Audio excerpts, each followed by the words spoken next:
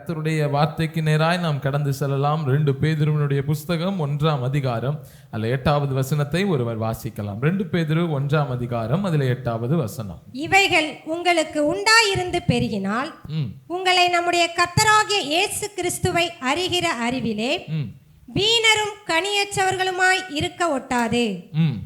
ஆமென், ஹல்லேலூயா. கனியுள்ள கிறிஸ்தவ வாழ்க்கை அப்படிங்கிற தலைப்பின் கீழே அநேக செய்திகளை கர்த்தருடைய கிருபையினாலே கேட்க தேவன் நமக்கு கிருபை பாராட்டி இருக்கிறார். எனக்கு ஆசீர்வாதமாக இருந்தது. ஆண்டவர் என்னோடு பேசினதை, என்னை சீர்படுத்தும்படி பேசினதை உங்களோடு பகிர்ந்து கொள்ள தேவன் எனக்கு உதவி செய்தார். ஆமென்.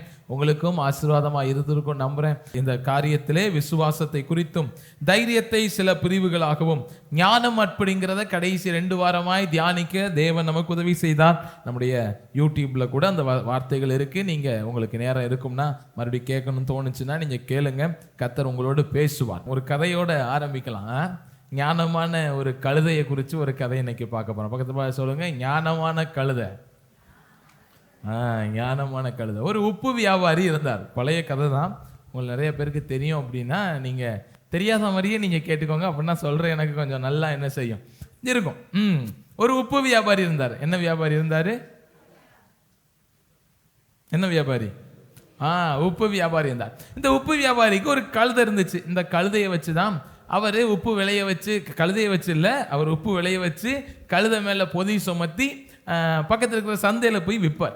இந்த சந்தைக்கும் இவர் இருக்கிற இடத்துக்கும் நடுவில் ஒரு ஆறு எப்போ என்ன செஞ்சுக்கிட்டே இருக்கும், ஓடிக்கிட்டே இருக்கும். அதனால இவர் கழுதை மேலே கவனமாக வச்சு உப்பை கொண்டு போய் மறு சந்தையில் என்ன செஞ்சிருவார், விற்றுருவார். இதுக்கு நல்ல காலகாலமாக நடந்துகிட்டு இருந்துச்சு. திடீர்னு இந்த கழுதைக்கு ஒரு ஞான உதயம் வந்துட்டு, என்னன்னா இந்த எஜமான் நம்ம மேலே ரொம்ப லோடு என்ன செய்கிறாரு, ஏத்துறாரு அப்படின்னு சொல்லிட்டு என்ன பண்ணுச்சு அப்படின்னா, நண்டாக்க முட்டு உப்பு ஏற்றி வச்ச உடனே ஆறு போகிறது. ஆறுகிட்ட போன உடனே நடக்க முடியாம சொடக்கு அப்படின்னு சொல்லி ஆத்துக்குள்ளேயே உட்காந்துடுறது. மூச்சு விடுறதுக்கு மட்டும் மூக்கை வெளியே வச்சுட்டு முழு உடம்பே உள்ள வச்சோன்னா இவர் எந்திரின்னு சொன்னா அவரும் பதறி, ஐயோ எனக்காண்டி உழைச்ச கழுதை என்னாச்சுன்னு தெரியலையே, எந்திரிப்பா அப்படிப்பா இப்படிப்பா இருந்தாலும் நம்மள மாதிரி முடியலை, ரொம்ப டயர்டா இருக்கு அப்படின்னு சொல்லிட்டு என்ன செஞ்சுட்டு கழுதை சொல்லிட்டு கொஞ்ச நேரம் கழிச்சு சொன்ன உப்பு என்ன ஆகும், தண்ணியில் கரைஞ்சு போயிடும். கரைஞ்சு போனோன்னா இவங்க ஜம்முன்னு எந்திரிச்சு அப்புறம் வீடு கொண்டு நடந்து போய் 10 கிலோ உப்பு கொண்டு போன இடத்துல ஒரு உப்பையும் விற்க முடியாம திரும்பி என்ன செஞ்சிடும். சரி, கழுதைக்கு எப்படி ஆகி போச்சுன்னு 2வது நாள் பார்த்துருக்காரு. 2வது நாள் இது இப்படித்தான் பண்ணியிருக்கு. மறுமுறை போகும்போதும் கரெக்டாக போனோன்னா உட்காந்துருமா. உடனே பார்த்துருக்காரு இவர் கழுதைக்கே இவ்வளோ புத்தினா கழுதை எவ்வளோ எதமானுக்கு எவ்வளோ புத்தி இருக்கும். அவர் என்ன பண்ணியிருக்காருன்னா, உப்புக்கு பதிலாக நல்லா இலவம் பஞ்சு வாங்கி பொதி மூட்டையில் என்ன செஞ்சிட்டார், கட்டிட்டார். உடனே கழுதைக்கு சந்தோஷம், நம்ம திட்டம் சக்சஸ் ஆகிட்டு. எஜமா இப்போ நமக்கு லோடு ஏற்றுறது இல்லை, எவ்வளோ லெகுவாக உப்பு ஏற்றிருக்காரு, இதுலடா வாழ்க்கை அப்படின்னு சொல்லிட்டு ஆற்று பக்கத்தில் போச்சான்.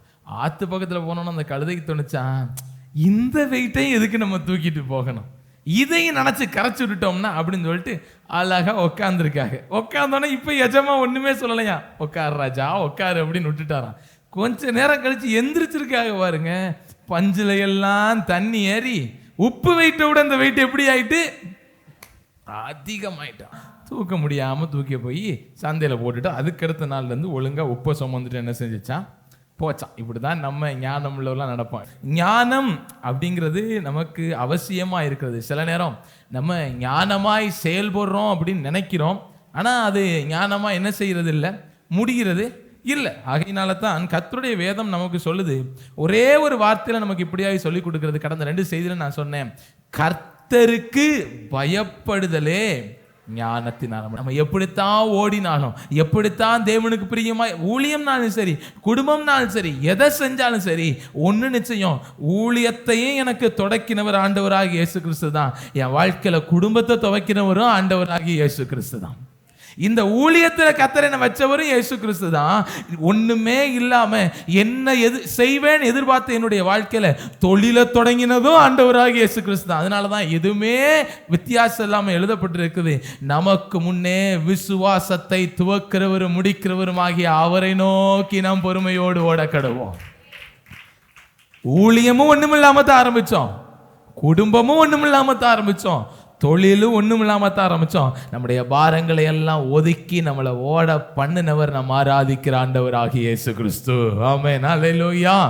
ஆகையினாலே ஒவ்வொருவருக்கும் ஒவ்வொரு நிலையை கர்த்தர் வைத்திருக்கிறார். நீங்க என்னோட கூட நீங்க எடுத்துக்கொள்ளுங்க, அந்த 2 பேதுருவுல கூட 2வது அதிகாரத்துல இந்த 11வது வசனம் 12வது வசனம் இதன் அடிப்படையில் தான் தியானிக்கிறோம். ஆனால் நம்ம நேரத்தை எடுத்துக்கொள்ளாம நேரடியாக இதை விளக்கமா இருக்கிற பகுதிக்கே நான் போய்விட ஆசைப்படுகிறேன். யூதாவினுடைய புஸ்தகம் 1வது அதிகாரம் அதுல 11வது வசனத்தை கூட வாசிக்கலாம். இவர்களுக்கு ஐயோ, இவர்கள் காயினுடைய வழியில் நடந்து பிலேயாம் கூலிக்காக செய்த வஞ்சகத்திலே விரைந்தோடி கோரா எதிர்த்து பேசின பாவத்திற்குள்ளாகி கெட்டு போனார்கள். சரி, இவங்களை முதல்ல ஒண்ணு பார்த்தோம், காயினுடைய வழியில் நடந்து. இவங்க தான் தோல்வியில் ஞானம் என்றும் தியானிச்சோம். 2வது பிலேயாம் கூலிக்காக வஞ்சகத்தில் விரைந்தோடி, இதைத்தான் பாவத்தில் ஞானம் வேணும் அப்படின்னு தியானிச்சோம். கோரா எதிர்த்து பேசின பாவத்துக்கு உள்ளாகி, இது எல்லாரும் சேர்ந்து என்ன பண்ணாங்களாம், கெட்டு என்ன செஞ்சாங்களாம். இந்த கோரா எதிர்த்து பேசின பாவம், இதை என்ன தலைப்புல தியானிக்க போறோம் அப்படின்னா, ஆவியானவர் ஆரம்ப நேரத்திலிருந்து பேசி வந்திருந்த அதே வார்த்தையின்படி பேச்சிலே ஞானம் வேண்டும். ஆமென், அல்லேலூயா. பேச்சிலே நமக்கு இவ்வளவு நேரம் எனக்கே ஆச்சரியமா இருந்துச்சு. விண்ணப்ப வேலை தொடங்கினது முதற்கொண்டு ஆண்டவரை குறித்து தானே பேசினார். பேசாதிருந்தால் கூட மூடணும். அப்ப இதெல்லாம் கேட்கும்போது நம்ம ஆவியானவரால் நடத்தப்படுகிற ஒரு சபைக்குள்ள இருக்கிறோம். ஒரு ஊழியக்காரர் இன்னொரு ஊழியக்காரரும் பேசிக்கிறது கிடையாது. நான் அப்பாட்ட என்ன சொல்ல போறீங்கன்னு கேட்க போறது கிடையாது. ஆனா அதை முடிவை பார்க்கும்போது ஆவியானவர் நம்ம எல்லாரோடையும் எல்லா வேலையிலையும் பேசிக்கொண்டே இருக்கிறார். ஆமென், அல்லேலூயா. அப்ப பேச்சில ஒரு ஞானம் உள்ளவர்களாய் கர்த்தருடைய பிள்ளைகள் காணப்பட வேண்டும். வேதம் சொல்லுது பாருங்களேன், நமக்கு சொற்களின் மிகுதியினால பாவம் இல்லாமல் என்ன செய்யாது, போகாது. வேதம் சொல்லுகிறது கோரா எதிர்த்து பேசின பாவத்துக்குள்ளாகி. நம்ம நினைக்கிறோம் பாருங்களேன், நிறைய நேரம் அநேகருடைய வாயை அடைச்சு விட்டால் நலமாய் போய்விடும், அநேகருடைய காரியங்களை முடிவுக்கு கொண்டு வந்து விட்டால் நலமாய் போய்விடும் அப்படின்னு நான் நினைக்கிறேன். அதாவது நான் சொல்றேன் பாருங்களேன், தாழ்மையாய் நம்ம நிறைய பேருக்கு பணிஞ்சு போகணும், நிறைய பேருக்கு அடங்கி போகணும், நிறைய பேரோடு ஒப்புரவாகணும். அப்படிங்கிற பொழுதும் தேவனுடைய பிள்ளைகள் தெளிவான ஞானத்தோட என்ன செய்ய வேண்டும், கர்த்தருக்கு பிரியமில்லாத வழியில செஞ்சா ஒப்புரவாக வேண்டும். எலியாவா இருக்கிற நம்ம ஆகாபோட போய் என்ன செய்ய முடியாது. இப்ப ஆண்டவர் சொன்னாரு, என் சத்துருக்களை நேசிக்கணும்னு சொன்னாரியா, அதுக்காக நான் போய் எலியாவோட ஒப்புரவாவேன் அப்படின்னு சொன்னா, ஆகாபோட போய் ஒப்புரவாவேன் அப்படின்னா முடியுமா? அப்படின்னா அது கிடையாது. ஆண்டவர் எதை நம்மோடு பேசுகிறார் என்பதை ஆவியானவர் நம்மளை நேர்த்தியா நடத்த போதுமானவரா என்ன செய்கிறாரு. அப்ப இங்க நம்ம கவனிக்கிறோம், எதிர்த்து பேசின பாவத்துக்குள்ளாகி. இவங்க எப்படி பாவத்துக்கு உள்ளானாங்க? என்னாகமத்தினுடைய புஸ்தகம் 16வது அதிகாரம் அதுல 1ஐயும் 3ஐயும் வாசிங்களேன். என்னாகமம் 16:1-3. லேவிக்கு பிறந்த கோகாத்தின் குமாரனாகிய இத்சேயாரின் மகன் ரூபன் வம்சத்தில் உள்ள எலியாபின் குமாரராகிய தாத்தானையும் அபிராமையும் பேலேத்தின் குமாரனாகிய ஓனானையும் கூட்டிக் கொண்டு மோசேக்கும் ஆரோனுக்கும் விரோதமாக கூட்டம் கூடி அவர்களை நோக்கி, நீங்கள் மிஞ்சி போகிறீர்கள், சபையார் எல்லாரும் பரிசுத்தமானவர்கள், கர்த்தர் அவர்கள் நடுவில் இருக்கிறாரே, இப்படி இருக்க கர்த்தருடைய சபைக்கு மேலாக உங்களை ஏன் உயர்த்துகிறீர்கள் என்றார்கள். சரி, இந்த கோரா அப்படிங்கிறவர் தான் எதிர்த்து பேசி பாவத்துக்கு உள்ளானார் அப்படின்னு கர்த்தருடைய வேதம் நமக்கு சொல்லுகிறது. இவர் என்ன பேசினாரா? மேல சொல்லுது ஒரு டீம் சேர்த்துக்கிட்டாரு. 3ஆம் வசனம் சொல்லுது, மோசேக்கும் ஆரோனுக்கும் விரோதமாக கூட்டம் கூடி அவர்களை நோக்கி, நீங்கள் மிஞ்சி போகிறீர்கள், சபையார் எல்லாரும் பரிசுத்தமானவர்கள், கர்த்தர் நடுவில் இருக்கிறாரே, இப்படி இருக்க கர்த்தருடைய சபைக்கு மேலாக உங்களை ஏன் உயர்த்துறீர்கள் என்றார். ஆமென், ஹல்லேலூயா. நான் கர்த்தருக்குள்ள தாழ்மையா விசுவாசிக்கிறேன். சில வேளைகளிலே கர்த்தர் நம்மை நடத்துகிற பாதையில, நான் மறுபடியும் சொல்றேன், ஊழியமா இருக்கலாம், அது குடும்பமா இருக்கலாம், தொழில் செய்கிற எதுவா இருக்கலாம், கர்த்தர் எனக்குள் தொடங்கின ஒன்றுல சில காரியங்கள்ல நான் எதிர்த்து பேசாம அடங்கி இருந்தா கெட்டு போகாமல் இருப்பேன்னு இந்த சம்பவம் எனக்கு சொல்லுது. நான் சொல்றது உங்களுக்கு புரியுதா? எதிர்த்து பேசுறது எல்லாமே நமக்கு சில வேளைகளில் நலமாய் முடிவதில்லை. குறிப்பா நான் சொல்லுவேன், கர்த்தர் ஒன்றை நமக்குள்ள தொடங்கி இருப்பாரே ஆனால், கர்த்தர் ஒன்றை நமக்குள்ள வைத்திருப்பாரே ஆனால், அதற்கு அடக்கப்பட்டிருக்கிற ஒரு கரத்தின் கீழ் இருக்கிற நாம் கர்த்தர் குறித்திருக்கிற காலம் வரை அடங்கி இருப்பது நமக்கு நலமாக இருக்கும். ஆமென், அல்லேலூயா. அதான் வேதம் நமக்கு சொல்லுது. அதே பேதுரு சொல்லும்போது சொல்றாரு, ஏற்ற காலத்திலே உங்களை உயர்த்தும்படிக்கு அவருடைய பலத்த கைக்குள் அடங்கி இருங்கள். கர்த்தருடைய கிருபையினாலே நம்ம ஒரு ஆலயத்தை எடுத்துக்கிறோமே, 15 ஆண்டு 20 ஆண்டு 25 ஆண்டு 30 ஆண்டு அடங்கி இருக்கிற கர்த்தருடைய பிள்ளைகளை கர்த்தர் உயர்த்திருக்கிறாரா உயர்த்தலையா? உயர்த்திருக்கிறாரா உயர்த்தலையா? நாம ஒருத்தர் கீழே அடங்கி இருந்தோம். இப்ப எங்களை ஆண்டவர் பாஸ்டர் கீழே, பவுலோஸ் பாஸ்டர் கீழே வச்சிருந்தாரு. நான் ஒரு உதாரணத்துக்கு சொல்றேன். குடும்பத்தை நீங்க அப்படியே அது குடும்பத்துக்கு ஏற்ற மாதிரி நீங்க எடுத்துக்கோங்க. பவுலோஸ் பாஸ்டர் தேவனால் அபிஷேகம் பண்ணப்பட்ட ஒரு மனுஷன். அவரு கீழே அடங்கி இருந்தோம். அவங்க எங்களை கண்டிச்சாங்க, எங்களை அடிச்சாங்க, எங்களை காயப்படுத்தினாங்க. ஆனா அடங்கி நான் இருந்தேன். அவங்க எங்களை உயர்த்தல, கர்த்தர் எங்களை உயர்த்துகிறவராக இருந்தார். பாஸ்டர் சேவியர் தேவனால் அபிஷேகம் பண்ணப்பட்ட ஒரு மனுஷன். அவருக்கு அநேக தேவ பிள்ளைகள் இங்க அடங்கி இருந்தாங்க. நிறைய பேர் திட்டு வாங்கினாங்க, நிறைய பேர் ஏளனம் பண்ணப்பட்டாங்க, நிறைய பேர் நிந்திக்கப்பட்டாங்க. செஞ்ச பங்குக்கு தக்கதாக அவங்க பிரயாசத்துக்கு தக்கதாக அவங்க பாராட்டப்படாம இருந்தாங்க. அவங்க அடங்கி இருந்தாங்க. ஆனா அடக்கப்பட்டு போல ஏற்ற காலத்துல கர்த்தர் அவங்களுடைய தலையும் உயர்த்தினார். ஆமென், அல்லேலூயா. அதே போல இன்றைக்கு இருக்கிற ஒரு காலகட்டத்தில் இன்னைக்கு அபிஷேகம் பண்ணப்பட்ட அப்பா கரத்தின் கீழே அடங்கியிருக்கிற அநேக தேவனுடைய பிள்ளைகள் யாரும் ஒன்னோட ஒன்னா தரையா போல தரையோடு இருந்தவர்களும் கீழே வேர்பச்சு மேலே கனி கொடுக்கிறவர்களாக கர்த்தர் மாற்றி இருக்கிறார். ஆமென், அல்லேலூயா. இதே மாதிரி தான் குடும்பத்துக்கும். நீங்க இருக்கிற குடும்பத்துல யாரெல்லாம் அடங்கி இருந்தாங்களோ அத்தனை பேரையும் கர்த்தர் இன்னைக்கு உயர்த்தி தான் வச்சிருக்காரே ஒழிய யாரையும் கர்த்தர் தாழ்ந்து போக விடவே இல்லை. ஆமென், அல்லேலூயா. எந்த அதிகாரமும் ஒரு மனுஷனுக்கு உலகத்தின் பிரகாரமா எப்படியோ தெரியலங்க, ஆவிக்குரிய வாழ்க்கையில அது தேவனிடமிருந்து தான் அந்த மனுஷனுக்கு கொடுக்கப்படுகிறது. அதே மனுஷனுக்கு இல்ல, நம்ம அடங்கி இருக்கணும்னு ஆண்டவர் என்ன செய்கிறாரு? எனக்கு இந்த ஒரு வசனம் பிடிச்சிச்சு. எதிர்த்து பேசியவன் என்ன செஞ்சு போனா? ஒன்னு கெட்டு போகுதுன்னா அதுக்கு முன்னாடி அது எப்படி இருந்திருக்குன்னு அர்த்தம். பிரியாணி கெட்டு போச்சு. அப்ப பிரியாணி அதுக்கு முன்னாடி எப்படி இருந்திருக்கு? நல்லா என்ன செஞ்சிருந்திருக்கு இருந்து. அப்ப இந்த கோரா அப்படிங்கிற ஒரு தேவனுடைய மனுஷனும் இல்லைன்னா இஸ்ரவேல் புத்திரர் இருக்கிற ஒரு தேவனுடைய பிள்ளையும் கெட்டு போவதற்கு முன்பாக எவ்வளவு நல்லா இருந்தாரு அப்படிங்கிறத நம்ம பார்க்கலாம். நான் உங்களுக்காக வாசிக்கிறேன், என்னோடு கூட எடுத்துக்கொள்ளுங்களேன். என்னாகமத்தினுடைய புஸ்தகம் 4ஆம் அதிகாரம் அதுல 4வது வசனம் நான் உங்களுக்கு வாசிக்கிறேன். ஆசரிப்பு கூடாரத்திலே கோகாத் புத்திரரின் பணிவிடை மகா பரிசுத்தமானவைகளுக்கு உரியது. நான் சொல்றேன், எதிர்த்து பேசி கெட்டு போனார் அப்படின்னு சொல்றோமே இந்த கோராகு, அதுதான் நம்ம 16 அதிகாரம் 1 வசனத்தில் வாசிச்சோம். லேவிக்கு பிறந்த கோகாத்தின் குமாரனாகிய இத்சேரின் மகன் கோராகு. அப்படின்னா பிரயாசத்தை துவங்கும் போது என்னாகமம் 4:4 இப்படியாய் சொல்லுது, ஆசரிப்பு கூடாரத்திலே கோகாத் புத்திரரின் பணிவிடை மகா பரிசுத்தமானவைகளுக்குரியது. நண்பாய் சொல்லும்போது சொல்லுவேன் ஒன்று, எப்பயுமே நான் பயப்படுகிற ஒரு வசனமும் உண்டு. உன்னுடைய வாழ்க்கை நீங்க இன்னொரு வசனத்தை கூட நான் வாசிறேன் சேர்த்துட்டு நான் தொடர்ந்து வார்த்தையை சொல்றேன். அதே 4வது அதிகாரத்துல 18வது வசனத்தை ஒருத்தவங்க வாசிங்களேன். லேவியருக்குள்ளே கோகாத் வம்சமாகிய கோத்திரத்தார் அழிந்து போகாதபடி பாருங்க. நல்லா பாருங்க. சொல்றாரு அவர்களுடைய பணிவிட மகா பரிசுத்தமானது. 18வது வசனம் சொல்லுது, லேவியருக்குள்ளே கோகாத்தின் வம்சமாகிய கோத்திரத்தார் அழிந்து போகாதபடி பாருங்கள். நீங்க கொஞ்சம் கவனிச்சு பாருங்க. இந்த கோகாத் புத்திரர் யார் அப்படின்னு சொன்னா லேவியினுடைய புத்திரர்கள். லேவிக்கு பிறந்த பிள்ளைங்கள்ல தான் ஆரோனும் வராரு, மோசையும் வராங்க. சரி, இதே மாதிரி நம்ம பாஷையில் சொன்னா இவங்க எல்லாம் பங்காளிகள் என்ன வச்சுக்கலாம்.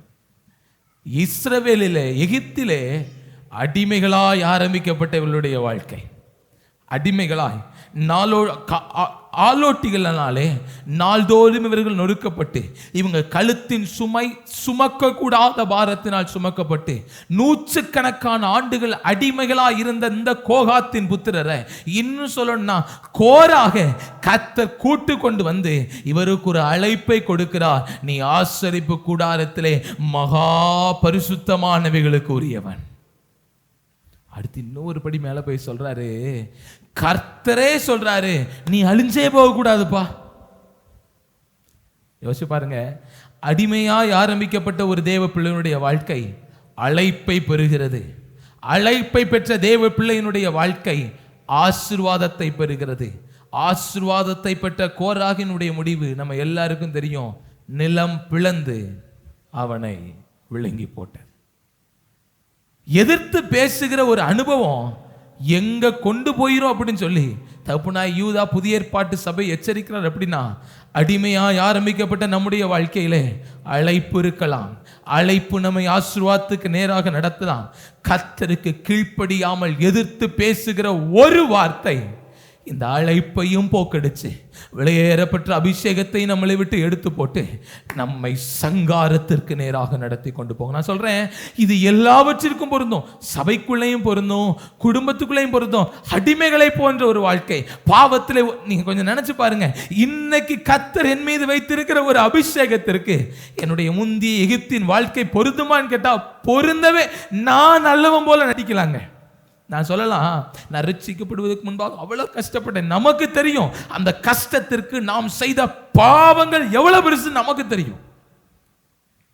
நான் எப்பயும் எல்லா பயத்தோடும் பக்தியோடும் சொல்லுவேன். தகப்பனாகிய பவுல் சொல்றாரு பாருங்களேன், எல்லாருக்கும் தரிசனமானா பின்னாடி அகால பிறவையான எனக்கும் அவர் தரிசனமானார். தகப்பனாகிய பிதாக்களாகிய கோராகின் வாழ்க்கையில அடிமைகளாய் 12 கோத்திரம், இன்னுங்க 6 லட்சம் புருஷருக்குள்ள இந்த கோராகி எதற்கு தெரிந்து கொள்ளப்பட்டவர் என்று சொன்னால் மகா பரிசுத்தமானவைகளுக்கு தெரிந்து கொள்ளப்பட்டவர்.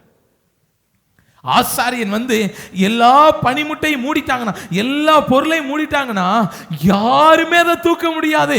கோராகும் அவங்களுடைய கோத்திரத்தார் வந்துதான் எல்லாத்தையும் தூக்கி கொண்டு போவாங்க. எவ்வளவு பெரிய அபிஷேகம் பாருங்க. உங்களுக்கு ஒன்று தெரியுமா, நாம் அழிந்து போவது, நல்லா கவனிங்க இந்த வார்த்தையை. நேற்று தினத்தில் எனக்கு என்னுடைய இதயத்தில் ஆவியானவர் போட்ட ஒரு வார்த்தை. நான் உங்களுக்கு நான் சொல்றேன் தாழ்மையாய், ரட்சிக்கப்பட்ட பின்பு நாம் அழிந்து போவதற்கு காரணம் எதுவா இருக்குன்னு சொன்னா நம்முடைய ஆசீர்வாதமும் அதற்கு காரணமாக இருக்கக்கூடும். ரட்சிக்கப்படுவதற்கு முன்பு சாப வாழ்க்கையில் நான் அழிஞ்சு போனேன். ஆனா ரட்சிக்கப்பட்ட பின்பு எது நான் அழிகிறது காரணமாயிட்டேன்னு சொன்னா என் ஆசீர்வாதமே நான் அழிகிறது காரணமாயி போயிட்டேன். சவுல் வாட்டுக்கு நிம்மதியா போயிருப்பார்ல, கர்த்தர் கொண்டு வந்து சிறுமைப்பட்டவனா இருந்து அவனை தேசத்தின் மேல அபிஷேகம் பண்ணி வைத்தார் பாருங்க. எது அவரு பட்டயத்தின் மேல விழுந்து சாக போறதுக்கு காரணமாயிட்டு அந்த ராஜ அபிஷேகம் தான். அதனாலதான் தகப்பனாகிய பவுல் சொல்றாரு, கிருபை இருக்கிறனால பாவத்தில் நிக்கலாமோ அப்படி நம்ம என்ன செய்ய முடியாதே. நான் சொல்லும் போது உங்களுக்கு தாழ்மையாய் சொல்றேன், எப்படி அடிமைகளாய் மறுபடியும் ஆண்டவர் இஸ்ரவேல் ஜனத்துக்கு சொல்றாரு, உங்கள் பிதாக்கள் எகிப்து தேசத்திலே எப்படி வாதிக்கப்பட்டார்கள் என்பதை நீ நினைத்துக்கொள். அவங்க எப்படி நொறுக்கம். அதே தான் நம்முடைய வாழ்க்கையில. இன்னைக்கு கர்த்தர் என் மேல அழைப்பு வச்சிருக்கலாம், கர்த்தர் இன்னைக்கு என் மேல அதிகாரத்தை வச்சிருக்கலாம், கர்த்தர் இன்னைக்கு மேல என் மேல ஆசீர்வாதத்தை வைத்திருக்கலாம். ஆனா ஒண்ணு எனக்கு தெரியும், என் வாழ்க்கையை கர்த்தருக்குள்ள தொடங்கும் போது நான் மிதிக்கப்படுவதற்கு எதுவாக கிடந்தவன்.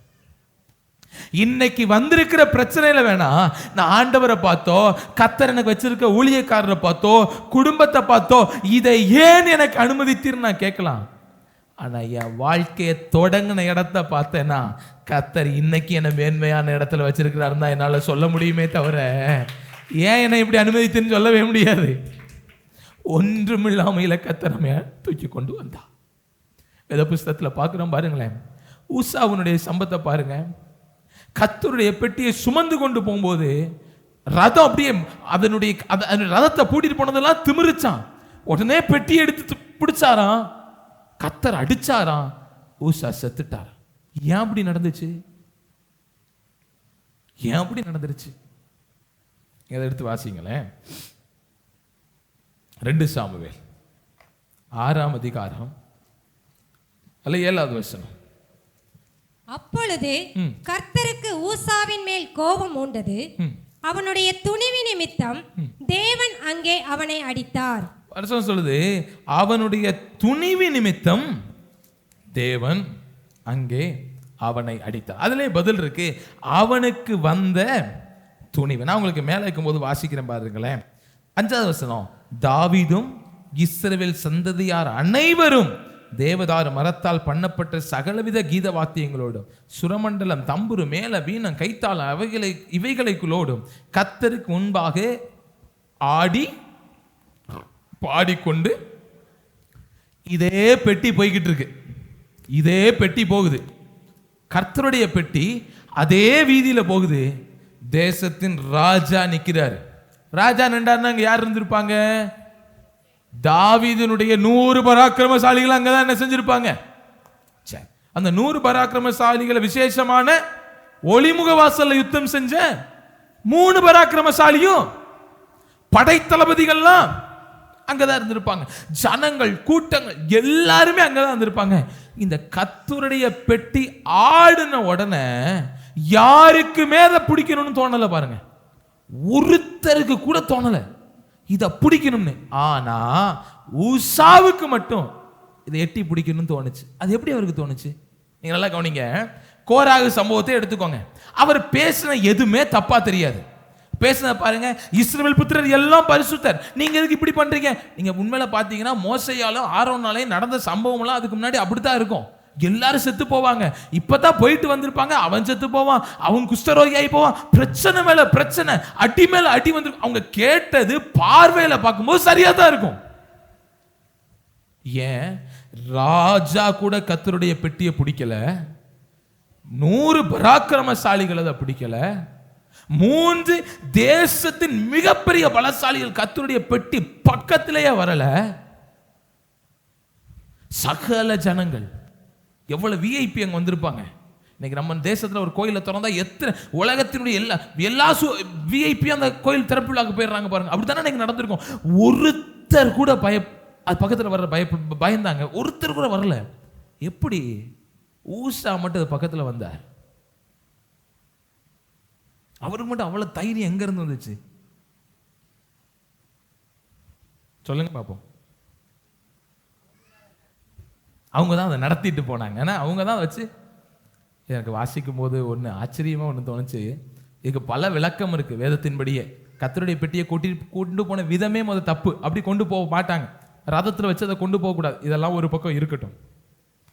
3வது வசனம், தேவனுடைய பெட்டியை ஒரு புது ரதத்தின் மேல் ஏற்றி அதை கிபியாவில் இருக்கிற அமினதாபின் வீட்டில் இருந்து கொண்டு வந்தார்கள். அமினதாபின் குமாரனாகிய ஊசாவும் ஆகியோவும் அந்த புது ரதத்தை நடத்தினார்கள். இந்த பெட்டி யார் வீட்டில் இருந்துச்சு தெரியுமா? அமினதாப் வீடு தான். அமினதாப் பிள்ளைங்க யாரு? ஊசா, ஆகியோ. உங்களுக்கு ஒன்று தெரியுமா? பல ஆண்டுகளாக ஊசாவுக்கு கர்த்தருடைய பெட்டி தண்ணி பட்ட பாடாய் போச்சு.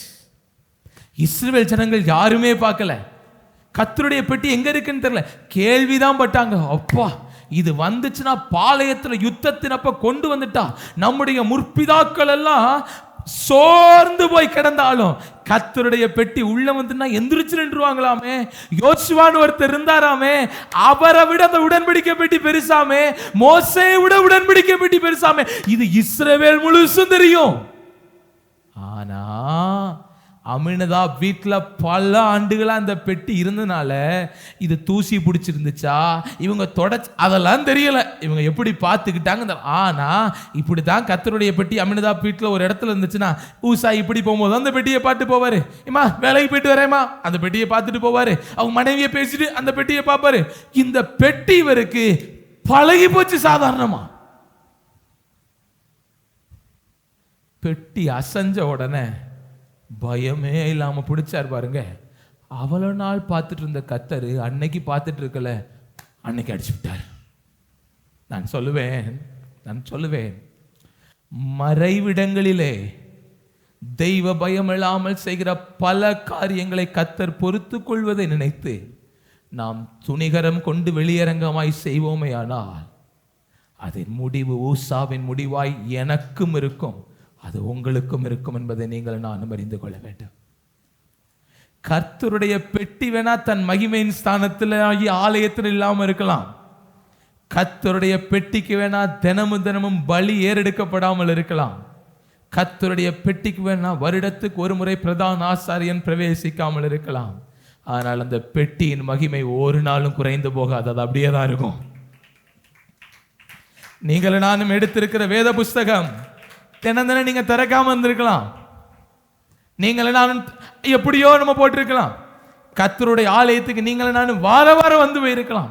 கர்த்தருடைய ஊழியக்காரன்ட்ட நீங்கள் நானும் சகஜமாய் பேசி பழகி இருக்கலாம், எதுவா இருக்கலாம். ஆனா ஊழியக்காரனுடைய மகிமை அவனை விட்டு ஒரு நாளும் குறைஞ்சு போகாது.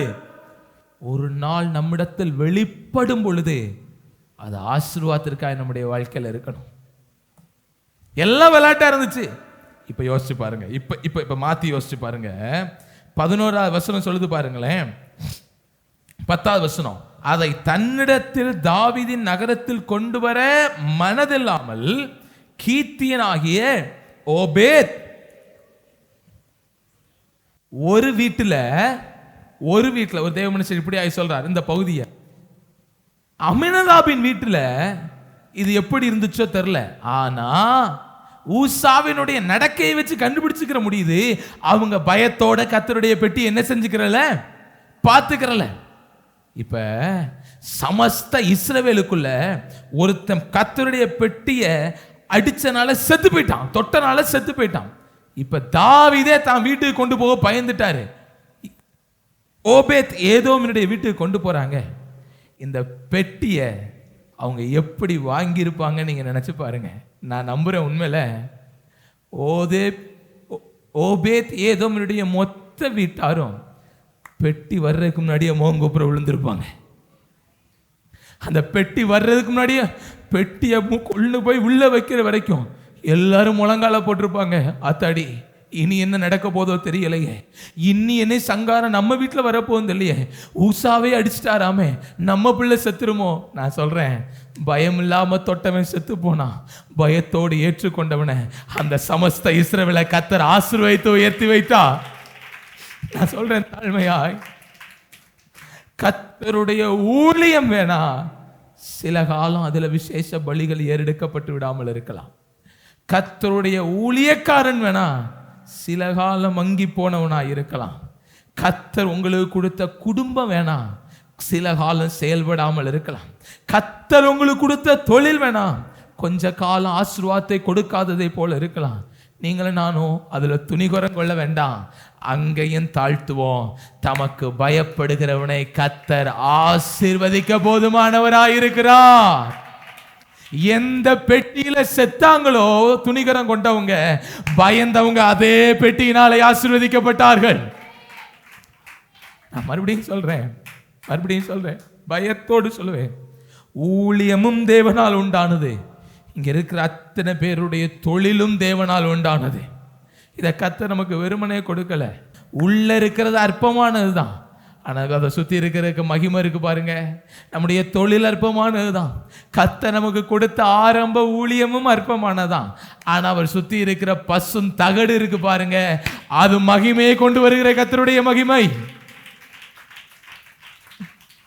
அதை பார்த்து நம்ம அற்பமா என்ன வேண்டாம், கர்த்தர் நம்மை உயர்த்தி வைக்க போதுமானவராக இருக்கிறார். எத்தனை பேருக்கு புரிகிறது? ஆமென், ஹல்லேலூயா. பேச்சிலே ஒரு பயம், பேச்சு தான் செய்யலாம் வருது ஒரு நேரத்தில். நான் கர்த்தருக்குள்ள விசுவாசிக்கிறேன். எனக்கு அந்த வாசிக்கும் போதெல்லாம் அந்த தேவன் சொல்லும் போது தோணுச்சு, எப்படி நடுங்கி வாங்கியிருப்பாங்க. உடன்படிக்கை பெட்டிமா நினைச்சிருப்பாங்க, சாவு பெட்டி நினைச்சிருப்பாங்க.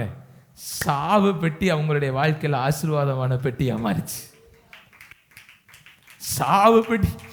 நான் நம்புறேன் தாழ்மையாய், நம்முடைய வாழ்க்கையில் எதெல்லாம் மரணத்திற்கு எதுவாய் இருக்குதோ, மரணத்திற்கு ஏதுவாய் இருக்கிறதிலும் கர்த்தருக்கு பயப்படுகிற பயம் இருக்குமே, ஆனால் மரணத்தின் காரியங்களும் நம்மை ஜீவனுக்கு எதுவாய் மாற்றும் என்பதில் எந்த தாழ்ச்சி அடைகிற இடமாக இருந்தாலும், எல்லா வாழ்க்கையிலும் அப்படித்தான் ஆண்டவர் நடத்துறார். தானியேலுடைய வாழ்க்கையில நீங்க எடுத்துக்கோங்களேன், எடுத்து பாருங்களேன். நெகேமியாவினுடைய வாழ்க்கையில அவங்க ஆரம்பிச்ச வாழ்க்கை அடிமை, பானபாத்திரக்காரன். அழைப்பு வந்தது, அலங்கத்தை கட்டி முடிச்சாங்க. தானியேலுடைய வாழ்க்கை எடுத்து பாருங்க, அடிமை, அரண்மனைக்கு அழைப்பு வருது, அழைப்புல ஆசீர்வாதம் வருது, வெற்றியுள்ள வாழ்க்கையை வாழ்ந்து முடிச்சார். நமக்கு முன்பாக ஓடி உடித்த மேன்மையான பாத்திரங்கள் எவ்வளவு பேர் இருக்கா நீங்க பாருங்களேன். தானியேலுடைய ஒரு வார்த்தையை நீங்க எடுத்து பாருங்க, அவர் நேபுகாத்நேச்சரை எதிர்த்து பேசினார்னு ஒரு இடத்துல கூட கிடையாது.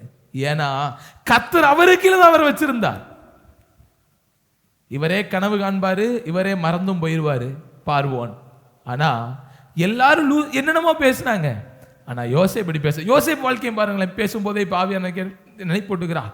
ஆரம்பிக்கும் போது அடிமையின் வாழ்க்கை, சிறைச்சாலையிலிருந்து அரண்மனைக்கு அழைப்பு ஆசீர்வாதமாய் மாறுகிறது. ஆசீர்வாதம் இஸ்ரவேலிலே தேவனுடைய திட்டத்தை நிறைவேற்றி முடிக்கிறது. நான் சொல்றேன், உண்மையில தாழ்மையா இன்னைக்கு அடிமையாய் நம்முடைய வாழ்க்கையை ஆரம்பித்திருப்போமே, ஆனால் ஒன்றுமே இல்லாமல் தொடங்கின நம்முடைய வாழ்க்கையில அழைப்பு கர்த்தரால் வந்திருக்கிறோமே, ஆனால் அழைப்பு பெற்ற நம்முடைய வாழ்க்கையில இன்றைக்கு ஆசீர்வாதம் இருக்குமே, ஆனால் இன்றைக்கு நம்மை தாழ்த்துவோமே, ஆனால் கோராகை போல நாம் சங்காரத்துக்கு நேராக அல்ல, ஓபேத் ஏதோமை போல ஆசீர்வாதத்துக்கு நேராக நடத்த நம்முடைய ஆண்டவர் நம்முடைய வாழ்க்கையில போதுமானவராய் வல்லவராய் இருக்கிறார். ஆமென். ஹல்லேலூயா, ஹல்லேலூயா, ஹல்லேலூயா. கர்த்தர் நல்லவர். நான் தாழ்மையாய் சொல்வேன், நம்முடைய வாழ்க்கையில கிருபை, வரம், வல்லமைகள் எல்லாவற்றை பார்க்கிலும் அடங்கி இருத்தல் உத்தமமாக இருக்கும். எப்படி இவங்க அடங்கி இருக்கிறங்கிற தகுதியை பெற்றாங்களா? அதே என்னாகமம் 16வது அதிகாரம் அல்ல 4வது வசனத்தை வாசிங்களேன். என்னாகமம் 16. கேட்டபோது விழுந்தான்.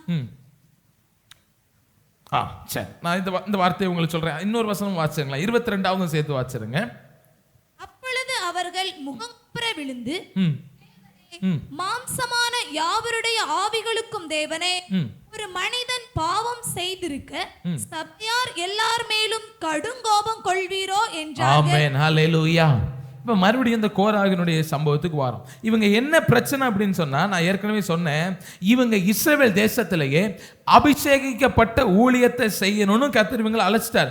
ஆனா இவங்களுக்கு என்ன ஆசை அப்படின்னு சொன்னா, இவங்களுக்கு ஆசாரிய ஊழியம் செய்யணும் அப்படிங்கிற ஒரு ஆசை. மறுபடியும் நான் சொல்லுவேன், தாழ்மையாய் ஆவிக்குரிய வாழ்க்கையில நம்ம வளர வேண்டும் அப்படின்னு நினைக்கிறது தப்பே கிடையாது. அதுதான் ஆவியின் கனியுள்ள வாழ்க்கைக்கு நேராய் நம்மை நடத்துது. அதே வேளையில ஊழியம் செய்யணும் அப்படி நம்ம நினைக்கிறதும் தவறு கிடையாது. ஊழியத்தை கர்த்தருக்காக வைராக்கியமா செய்யணும், அவருக்கு பிரியப்பட்டு நான் அப்படி செய்யணும் நான் விரும்புறேன் பாருங்க, அதுவும் தவறு கிடையாது. ஆனா கர்த்தர் அதுல பிரியமா இருக்கிறாரா அப்படிங்கறதுதான் தேவை. ஏன்னா தேவனுடைய தீர்மானத்துல, தேவனுடைய திட்டத்துல கோராகுக்கு ஏற்கனவே மகா பரிசுத்தமானது ஆண்டவர் கொடுத்துட்டாரு. உன்னதத்தின் உன்னதத்தை அவருக்கு கொடுத்தார். இதுக்கு மேல அவருடைய கரத்திலிருந்து இனி ஒன்னு அவனுக்கு கொடுக்கிறதுக்கு ஒண்ணுமே கிடையாது. அவனுடைய சத்துவம் அவ்வளவுதான், அவனுடைய வல்லமை அவ்வளவுதான். அவருக்கு உச்சிதமானதை கத்த கொடுத்தார். வேதம் சொல்லுது பாருங்க, உச்சிதமான கோதுமையினாலும் கண்மலையும் தேனிலாலும் உன்னை திருப்தியாக்குவா. ஆண்டவர் ஆசீர்வதிக்கும் போது ஒவ்வொரு வேலைகளும் என்ன குணம் இருக்குன்னா, கர்த்தர் எனக்கு கொடுத்தது போதுமானதா இருக்கு அப்படிங்கிற எண்ணம் நமக்கு உண்டா இருக்க வேண்டும். ஆசைகள் நம்ம விட இந்த ஆலயம் இப்ப எனக்கு போதும், கர்த்தர் 250 பேர் அமருகிற ஆலயத்தை எனக்கு கொடுத்திருக்கிறாரா, ஊழியக்காரனா எனக்கு போதும், 2000 பேர் அமர்ற ஆலயம் தேவைப்படும் போது கர்த்தருக்கு கொடுக்க போதுமானவரா இருப்பார். நான் போராடி எடுத்தேன்னா, நல்லா கவனிங்க, வசனம் சொல்லுது கர்த்தருடைய மகிமை எழும்பிற்று. 4வது வசனமும் சொல்லுது மோசே முகங்குப்புற விழுந்தார். 22வது வசனம் சொல்லுது மோசே முகங்குப்புற விழுந்தார். நான் ஒன்னு தாழ்மையாய் சொல்லுவேன், அழைக்கப்பட்டவர்கள் இல்லைன்னா கர்த்தர் தங்களுடைய சன்னிதானத்தில் வைத்திருக்கிறவர்களின் அடையாளம் என்ன அப்படின்னு சொன்னா, கர்த்தருடைய மகிமையை காணும் போதெல்லாம் அவர்கள் முகங்குப்புற விழுகிறவர்களாக இருப்பார்கள். நல்லா கவனிங்க, இதை நான் மறுபடியும் சொன்ன அந்த வார்த்தையோட எப்படி சொல்றேன் பாருங்களேன். ஊசா கர்த்தருடைய மகிமையை கண்ட பொழுது முகங்குப்புற விழல, கர்த்தர் அவனை அடித்தார். ஓபேத் ஏதோம் வீட்டார் கர்த்தருடைய மகிமையை கண்ட பொழுது முகம் குப்புற விழுந்தார்கள். அந்த குடும்பமே ஆசீர்வாதமாய் மாறினது. அப்ப நல்லா கவனிங்க, இந்த 16 அதிகாரத்துல இது ஆரம்பிச்சிருச்சு. முறை மகிமை வெளிப்படுது. இந்த கோராக் எப்படி இருக்காரு அப்படின்னு சொன்னா, நாங்க பார்க்காததா, நாங்க ஆலயத்தின் பனிமுட்டுகளை தூக்குற மகா பரிசுத்தமான ஆட்களே, இஸ்ரவேல் கோத்திரத்துல என்ன தவிர எவன் தொட்டாலும் செத்துருவான். அப்பயே நான் சாகல, இப்பயா நான் சாவேன். பாருங்க, கர்த்தருடைய மகிமை, கர்த்தருடைய மகிமை மறுபடியும் வருது, கர்த்தருடைய மகிமை. ஆனா தகப்பனாகிய மோசேனுடைய வாழ்க்கையில பாருங்களேன், அவர் மகிமையை காணும் போதெல்லாம் முகம் குப்புற விழுகிற தேவனுடைய மனிதராயிருந்தார். நான் உன்னை ஒன்று சொல்வேன், எப்பயும் இதை நான் நம்புகிறேன். என்னதான் நம்முடைய வாயிலிருந்து கிருபை உள்ள வார்த்தைகள் வெளிப்பட்டாலும், என்னதான் நான் கையிட்டு செய்கிற காரியங்கள் எல்லாம் ஆசீர்வாதமாக இருந்தாலும், ஏன் நான் செய்கிறது தேவன் ஆசீர்வதிக்காததை போல இழந்ததை போல காணப்பட்டாலும், என் தேவனுக்கு முன்பாக ஒரு பொழுதும் நான் உயர்த்துகிறவனாய் அல்ல, முகம் குப்புற விழுகிறவனாய் இருக்க கர்த்தர் எனக்கு உதவி செய்வார். ஹல்லேலூயா, ஹல்லேலூயா. அழிவு நாளும் முகம் குப்புற விழுகிற அனுபவம் இருக்கணும். ஆசீர்வாதம் நாள் நீங்க ரெண்டை கவனிங்க. அடி வாங்கினாலும் ஆண்டவரை ஏத்து தான் பேசுவோம், ஆசீர்வதிக்கப்பட்டாலும் உண்மைதானே. என்னைக்காச்சும் பணக்காரவங்கள ஒருத்தவங்க ஆன பின்னாடி அவங்க கர்த்தருக்கு முன்னாடி இப்படி தாழ்மையாக கடந்து நீங்க பார்த்துருக்கீங்களா? இருக்காது. நட மாறிடும், உட மாறிடும், கர்த்தரை தேர்றது மாறிடும். இதே நேரத்தில் அடி வாங்கினாலும் அவங்க கர்த்தருக்கு முன்னாடி விழுவாங்களான்னு பார்ப்பீங்களா? உங்களை உண்மையா தானே சேவிச்சேன், ஏன் எனக்கு இப்படி நான் யார் தெரியுமா உண்மையா கர்த்தருடைய சமூகத்தில் விழுவாங்க தெரியுமா? எல்லாவற்றிலும் தேவன் என்னை நடத்துவார் அப்படிங்கிறத காட்டி என்னை நடத்த அவர் போதுமானவர் எப்ப நம்புறாங்க பாருங்க. எல்லா சூழ்நிலையிலும் கர்த்தரை சார்ந்து கொண்டிருக்கிறவர்களாய் அவர்கள் இருப்பார்கள். குடும்பமா, வாழ்க்கையா, ஊழியமா, ஆணையிட்டதுல நஷ்டம் வந்தாலும் என் தேவன் என்னை நடத்த போதுமானவராக இருக்கிறார். நான் பை சொல்கிறேன் இல்லை, ஒரு வார்த்தையை நான் உங்களுக்கு வாசிக்கிறேன் பாருங்களேன். இந்த 13வது வசனத்தில் முறுமுறுத்தவர்கள் சொல்றதை பாருங்களேன். எங்களை கொன்று போடும்படி பாலும் தேனும் ஓடுகிற தேசத்திலிருந்து எங்களை கொண்டு வந்தது அற்ப காரியமோ? இவ்வளவு நன்மையை பெற்றவங்க இவங்க தான். கர்த்தருடைய சமூகத்துல எல்லாத்தையும் பெற்றவங்க இவங்க தான். ஆனா இவங்க இப்படி முறுமுறுக்கிறாங்க. ஆனா 15வது வசனத்துல பாருங்க, மோசே சொல்லும்போது இப்படியா சொல்றாரு. 15வது வசனம், அவன் கர்த்தரை நோக்கி அவர்கள் செலுத்தும் காணிக்கைகளை அங்கீகரிக்காதிருப்பீராக, நான் அவர்களிடத்தில் ஒரு கழுதையை முதலாய் எடுத்து கொள்ளவில்லை, அவர்களில் ஒருவனுக்கும் யாதொரு பொல்லாப்பும் செய்யவில்லை. நான் தாழ்மையாய் சொல்லுவேன், இவ்வளவு மகிமை, இவ்வளவு கிருபை, இவ்வளவு சத்துவம், இவ்வளவு பலத்த செய்கைகள் இருந்தும் தகப்பனாகிய மோசேயை கர்த்தர் எப்படி நடத்தினார் பாருங்க. எல்லாவற்றிலும் உண்மை உள்ளவனாய், ஒருவனுக்கு தீங்கு செய்யாதவனாய். நான் இன்னும் சொல்லுவேன், இப்படி கிருபை இருந்தபடியினால் தான் 6 லட்சம் புருஷர்கள் மேலே கர்த்தர் அவனை அதிகாரியாக மாற்றி வைத்தார். அபிஷேகம் எல்லாருக்குள்ள இருந்துச்சு, கிருபை எல்லாருக்குள்ள இருந்துச்சு. பனிமுட்டுகளை தூக்குகிற வல்லமை கோராகுக்கு இருந்துச்சு, அதை தூக்குற வல்லமை மோசே கூட இல்லாம இருந்துச்சுங்க. ஆனா எங்க இருந்துச்சு தெரியுமா? தகப்பனாகிய மோசேக்குள்ள, அவன் என் வீட்டில் எங்கும் உண்மை உள்ளவன். நான் சொல்றேன், நாம் அடங்கி இருக்கிற ஸ்தலத்திற்குள்ள ஒருவர் கீழே வைத்திருக்கிற கிருபை, அவர் நம்மை நேசிச்சதுனால அந்த காரியம் அவருக்கு கொடுக்கப்படலை, நமக்கு நன்மை செஞ்சனால கொடுக்கப்படலை. பாஸ்டரா இருந்தார்னா நமக்கு பிரியமாய் பேசுவார் அப்படிங்கிறனால அவருக்கு கொடுக்கப்படலை, நம்ம ரொம்ப நல்லா நடத்துவார் அதற்காக கொடுக்கப்படலை. அந்த அதிகாரம் ஏன் கொடுக்கப்பட்டுச்சுன்னா, தேவனுக்கு முன்பாக அவர்கள் எங்கும் உண்மை உள்ளவர்களா இருந்தபடியினாலே அந்த அதிகாரம் அவர்களுக்கு கொடுக்கப்பட்டது.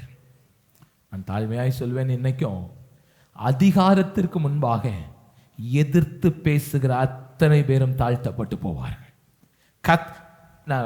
நேரம் முடியறனால நான் வேகமாக கடந்து போக விரும்புகிறேன். வேலை செய்யற ஸ்தலத்தை கூட தகப்பனாகிய பவுல் எழுதும்போது இப்படியா எழுதுகிறார், அவன் எஜமானா இருக்கிறான். எஜமானா மட்டும் இல்ல, அந்த எஜமானின் அதிகாரம் அவனுக்கு பரலோகத்திலிருந்து கொடுக்கப்பட்டிருக்கிறது. இன்னைக்கு ஆண்டவர் பேசினா பாருங்க, எல்லாத்துக்கும் வாய் பேசணும். வேலை செய்யற இடங்களை கூட 4 பேர் முதலாளியை குறித்து, எஜமான குறித்து அதை அப்படி கரிஞ்சு பேசுறாங்கன்னா, அதை கூட கர்த்தர் நம்முடைய வாழ்க்கையில் அனுமதிக்கிறது கிடையாது. ஏன்னா என்னை போஷிக்கிறதுக்கு ஆண்டவர் இந்த இடத்த தான் வச்சிருக்கிறாரு. நான் அடங்கி இருக்கிறதுக்கு இந்த அதிகாரத்தை தான் கர்த்தர் வச்சிருக்கிறாரு. அதிகாரம் உள்ளவர்களுக்கு என்ன சொல்லப்படுதுன்னா, நீங்க அவர்கள் உங்களுக்கு அடிமைகளாக கொடுக்கப்படாம அவர்கள் உங்களுக்கு சகோதரர்களாய் கொடுக்கப்பட்டிருக்கிறார்கள். நான் தேவனுடைய பிள்ளைகளுக்கு தாழ்மையாய் சொல்லுவேன். ஒரே ஒரு சம்பவத்தை மேலோட்டமாய் சொல்லி முடிக்க விரும்புகிறேன்.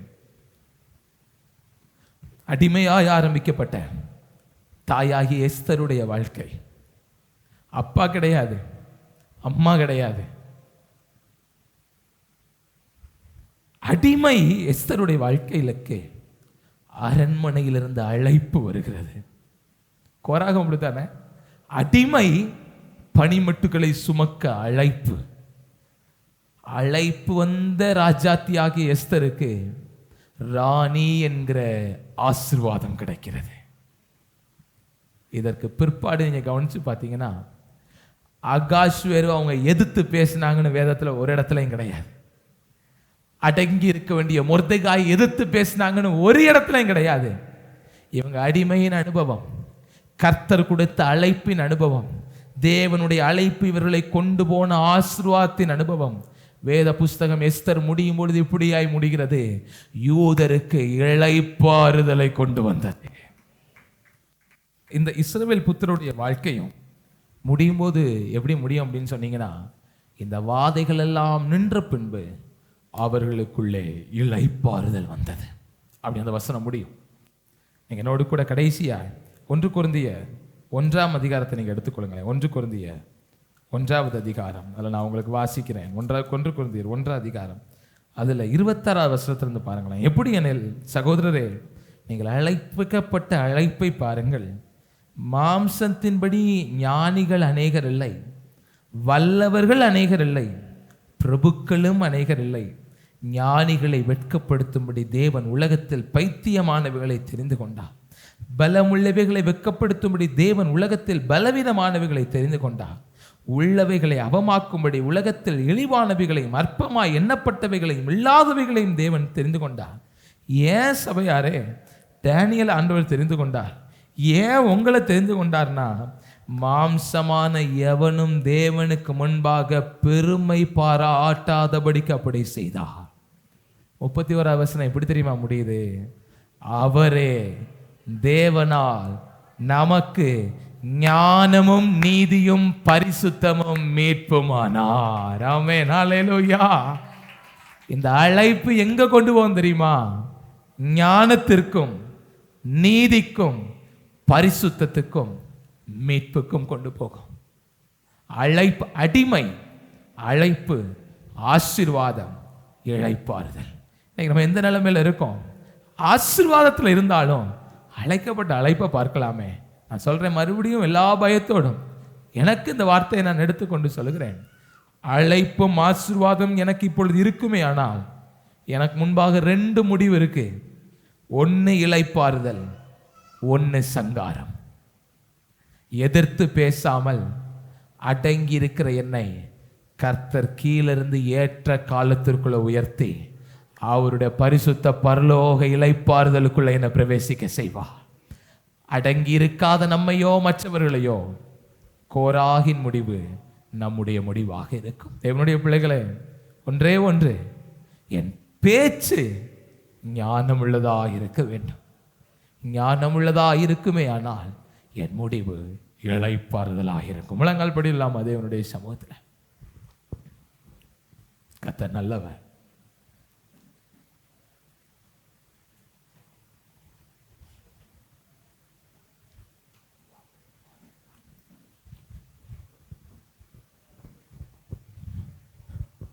நாம் இருக்கிற இடம் மேன்மை அப்படின்னு நம்ம நினைக்கலாம்.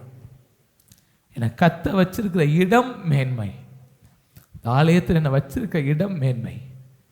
என்னை உயர்த்தி இருக்கிறார் ஆண்டவர். படிப்படியா என்னை மேல கொண்டு வந்திருக்கிறார். குடும்பத்தில் என்ன ஆண்டவர் படிப்படியா உயர்த்தி இருக்கிறார். என் அழைப்பை பார்க்கிறேன். அழைப்பின்படி நான் ஞானவான் அல்ல, அழைப்பின்படி நான் பலவான் அல்ல, அழைப்பின்படி நான் செய்ய சத்துவம் அல்ல. ஆனா இன்னைக்கு இருக்கிற நிலைமை என்னை கர்த்தர் உயர்த்தி வைத்திருக்கிறார். உடன்படிக்கை பெட்டி பழகி போச்சு. அதனால ஊசாக்கு ரொம்ப அசால்ட்டு, ரொம்ப லெகுவாயிட்டு. நமக்கும் கர்த்தருடைய ஆலயம் பழகி போச்சு, ஜெபம் பழகி போச்சு. அந்த செய்தி எடுக்கும்போது நினைச்சு பார்த்தேன், இதெல்லாம் ஒரு செய்தி எடுக்கும்போது ஒரு மாசம் அதை ஜெபம் பண்ணிக்கிட்டே இருப்பேன். அப்புறம் அது எப்படி ஆச்சுன்னா ஒரு வாரமா மாறிச்சு. இப்ப அந்த ஒரு வாரமே இப்ப குறைஞ்சு போச்சு. கர்த்தர் நம்மளை பார்க்காம இருக்காருன்னு ரொம்ப நாள் ஓட முடியாதுல்ல. முன்னெல்லாம் சரியா 8:30 சர்ச்சுக்கு வந்துடுவேன். நான் என்னைக்கு கர்த்தருடைய ஆலயத்தில் ஊழியம் செய்ய ஆரம்பிச்சு, நான் கீபோர்டு வாசிக்கிற ஊழியத்தில் சரியா 8:30 உள்ள வந்துடுவேன். நான் தான் முதல்ல சர்ச்சில் இருப்பேன். நான் இன்னைக்கு 9:30 அப்புறம் நான் வரேன். காரணம் நிறைய இருக்கலாம், ஆனால் பழகி போனது தானே காரணம். உங்களுடைய வாழ்க்கையில் எப்படின்னு எனக்கு தெரியல. கர்த்தருடைய ஆலயம் நமக்கு பழகிட்டோம், உபவாசம் நமக்கு பழகிட்டோம், ஏன் சில நேரம் கர்த்தருடைய ஆசீர்வாதம் கூட நமக்கு பழகிட்டோம். ரெகுலராக நம்ம பல நூறுகளை பார்த்துட்டனால அது அற்பமாக என்ன ஆரம்பிச்சிட்டோமோ. வழக்கமாக சில ஆயிரங்களை பார்த்தோன்னா இதுதானே ஆயிட்டோம். லட்சங்களை வழக்கமாக பார்த்துட்டனால கர்த்தர் லட்சங்களை கொடுக்கும்போது அது நமக்கு அற்பமாக தெரியுதோ.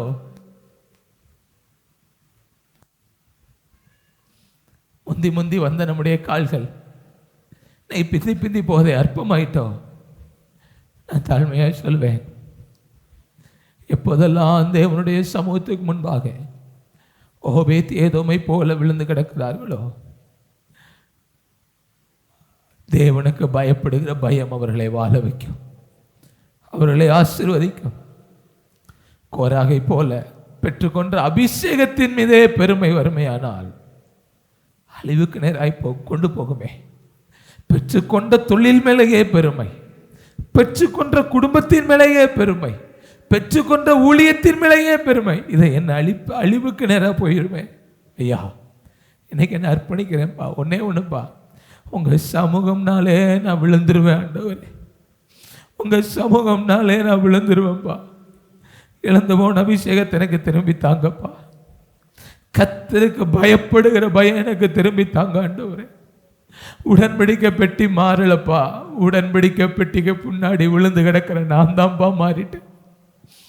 ஊழியமும் மாறலப்பா, அது மங்கி போகாதே. ஊழியக்காரனும் மாறல, நான் தான்ப்பா மாறிட்டேன். ஏசப்பா, என் ஊழிய அழைப்பையும் புதுப்பியுங்க. விழுந்து கிடக்கிற அனுபவம் எனக்கு திரும்பி வரட்டும் ஆண்டவரே. அது மகிமையாய் பிரகாசிக்கிற நாட்கள் என் கண்கள் பார்ப்பதாக. எனக்குள்ள அப்படி என்னை பலவீனப்படுத்துகிற பெருமைகள் என்னை விட்டு எடுத்து போடுங்கப்பா. கூட்டி கொண்டு வருகிற அனுபவம், வேலைகள் பெறுகிறதுனால நிறைய காரியம் தடைபடுதப்பா, அதெல்லாம் பிரிந்து போய் உம் மகிமையை காணும் பொழுது முகம் குப்புற விழுகிற அனுபவம் மறுபடியும் எங்களுக்கு வரட்டும் அப்பா. என் குடும்பத்துக்குள்ள மறுபடியும் கர்த்தருடைய சமூகத்தினால வருகிற ஆசீர்வாதம் வரட்டும் அப்பா. என்ன ஆசீர்வதிங்க ஆண்டவரே, என்னை தாழ்த்திடப்பா. என் வாழ்க்கையில மறுபடியும் கர்த்தரின் செழிப்பு கடந்து வரட்டும். அடிமை, அழைப்பு, ஆசீர்வாதம், இளைப்பாறுதல், என் பேச்சை காத்துக்கொள்ள ஞானமாய் இருக்க கர்த்தர் உதவி செய்யும். இயேசுவின் நாமத்தில் ஜெபிக்கிறோம். என்னை தாழ்த்துகிறேன், என்னை ஆசீர்வதிக்கிற எங்கள் ஜீவனுள்ள நல்ல பிதாவே, ஆமென்.